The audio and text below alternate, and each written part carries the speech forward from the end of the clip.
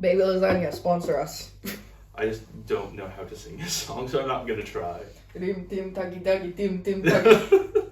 It's not hard. Yeah, but like, I feel like I would mess it up. It's like, hey, I'm a big boy now. I'm ready to leave. Chow, mama, chow. Hey, I'm a big boy now. I sold my cow. I sold my cow? Yeah, but it's not there. It's Chow. Hey, I'm a big boy now. I'm ready something to leave and I sold my cow. Yeah. And then there's like this one part is like, bye mom, bye cat, meow. Bye mom, bye dad, meow. Meow cat, please meow back. Best lyric. Best of all lyric. time.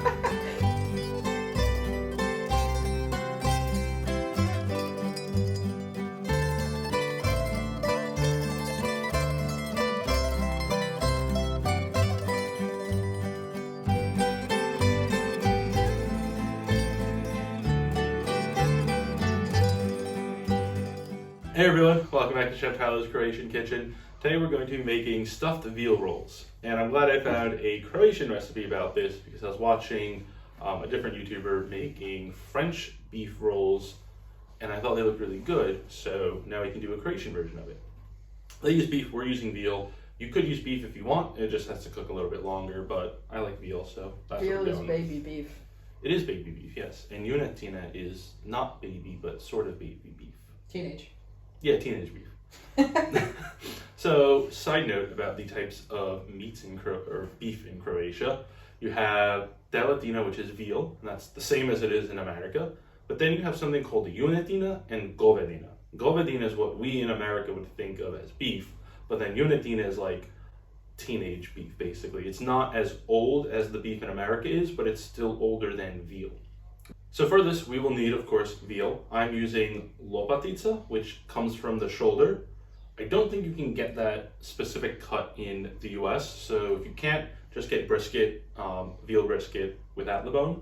Or if you get it with the bone, you can use the bones as like a mini wire rack when you put it in the oven.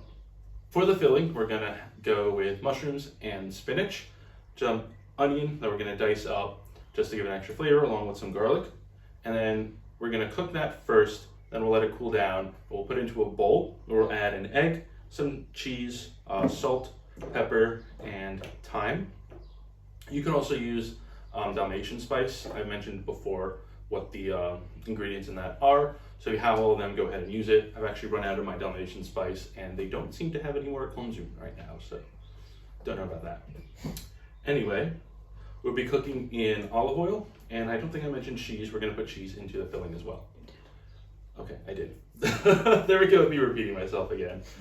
We have the egg. The egg is going to act as a binder for the filling, and that way when we cut it, when it's time to serve, the filling should stay together. You can also throw in breadcrumbs, but I'm not trying to kill Kaylin today, so we're not using breadcrumbs. Alright, that's everything for now. Let's head on over to the stove where we'll go and cook the filling. So we're here at the stove. I have the pan here on medium. I'm going to add olive oil into the bottom of the pan, add in the mushrooms, and let these saute until they have browned up. Once the mushrooms have browned on one side, we'll go ahead and add in the onions, and let these both cook until the onions have gone translucent. And once the onions have gotten translucent, we'll add in the garlic for about 1 minute until fragrant. Once the garlic is fragrant, we'll go ahead and add in the spinach. I know it looks like a lot, and it is still wet, so we'll bring the pan heat down a bit, but that will help it wilt because this will wilt down a lot. So this was about maybe 150 grams of spinach, and by the end of it, it will look nothing like that. And once the spinach has wilted, turn the heat off and move this away. Let it rest while we go and prepare the meat. Now that the mushrooms and spinach have cooled off, we're going to make the filling. So first we'll just push everything from the pan into the bowl. Let's do some cheese. I really like cheese, so I'm just going to do all of this.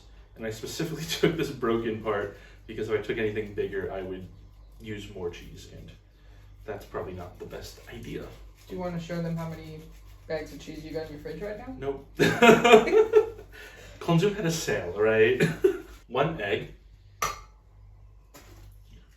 What? All the places you're gonna crack the egg. It's in the oily bottom of a pan. Flavor. Alright, now we're going to mix everything together. Now let us mix. We'll set it aside while we prep the veal. So we have our veal here, and this side of the veal is a little bit thinner than this side. So I'm just going to make a cut down from about halfway over to make sure that everything is the same thickness all around, and that'll help the veal cook better once it's in the oven. About halfway, it'll cut, fingers up, and press down to make sure the cut goes through without, cutting your fingers off. We don't want cutting your fingers off. Ooh, that went a little too deep, so I'll just go like that. Yeah, this is a veal roulade, not a finger roulade. So now that the veal has been cut, we'll first season with some salt and some pepper. We'll do the outside once we roll up. So now that we have seasoned, we'll go ahead and take the filling and put it inside the meat. That's a lot. Okay, cool. Do you think we can do all of it? It might be too much. It might be too much. That already looks like a lot. All right, we're not doing all of it. You want to flatten it out too. It is uneven, so don't worry about getting everything over here. It's fine just to have it like so. So before we roll this, I'm just going to pull out a bunch of twine. I'm not really sure how much I need, but I don't want to end up in a situation where I don't have enough scissors. And I'm doing this now just because it's easier to not have to go and wash my hands constantly. Now it's time to roll. Okay. We'll take the side closest to me, which all the filling comes up to. This place is haunted. You need to check the camera footage and make sure it's not blurry. And just roll. Right. This side can come up because it's a little over, and well, this part got a little too small, but we can fix that. All right, now that we are here, we'll take our twine and we'll start at one end. I'm going to start at this end because this is the side that has more of the overlap. So we have the twine around the side, and we'll just close that shut. I'll double knot it just to be safe. Ooh. And then we'll go about 2-3 fingers away, hold the twine, bring it under the roll, add everything around. This is a lot of twine, but it's worth it. And we'll put the twine underneath as such, so we get to a point where it looks like this. And we'll just keep doing that around the rest of the roll. So unfortunately, the veal wasn't the way it was. All right, look, I tried the best I could. But we have the veal, and it is rolled, and I want it to go seam side up so things don't get everywhere. So at Caitlin's behest, I put some tinfoil at the bottom, and this way we don't have to worry about it sticking to the pan. So we'll first drizzle with olive oil, and then season again with salt and pepper.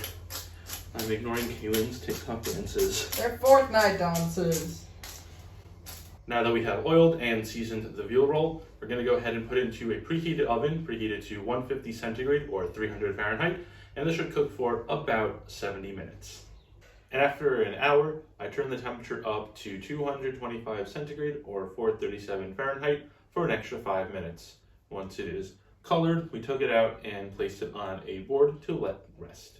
And now that it is rested, it's time to cut into the rolade. I also fixed the whiteboard, so I realized it was wrong before. So just cut off the twine. I often, and by often I mean all the time, forget that meat shrinks as it cooks, so it kind of exploded a bit. So I don't think I needed as much filling, but it's okay. We'll leave this off to the side, and we'll just cut this one so we have a nice piece, and everything is falling out.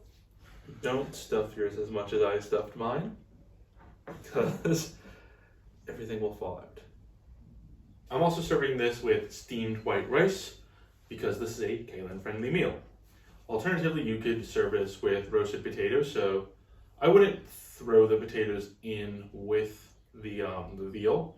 Probably parboil them first, and not even just parboil, like get most of the way, just so that they go into the oven just to get the color. Because at that temperature and the amount of time we had in there, the potatoes probably won't cook. But we're going with some rice. And here we have Punjene Telec Rolade. And now let's give our taste for Greg. Let's move to the side and get some of the veal with the filling. Let's get a mushroom on there too.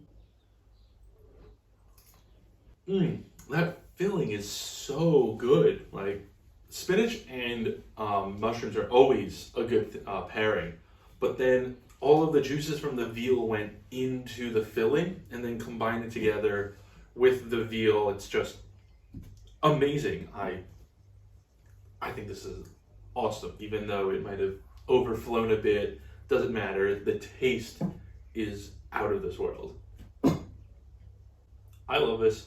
I can't wait to finish, and Caitlin's excited, so I'm not trying the rice. Rice is good. It's just steamed rice. Everyone knows what that tastes like, I guess. So this was Punjene Telec Rolade. If you liked, please hit like and subscribe, and dober dek.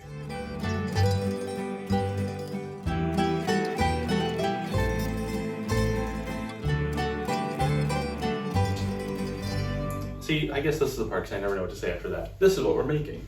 And I want it to be fun, you know? I want to have a good time in the Did you just kitchen. punch the counter?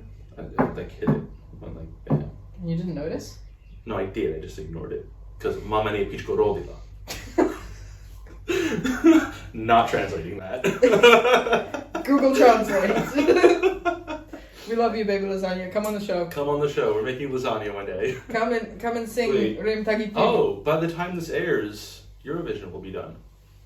Really? Yeah. Eurovision is May 7th. And when are we airing this? May 16th. Okay.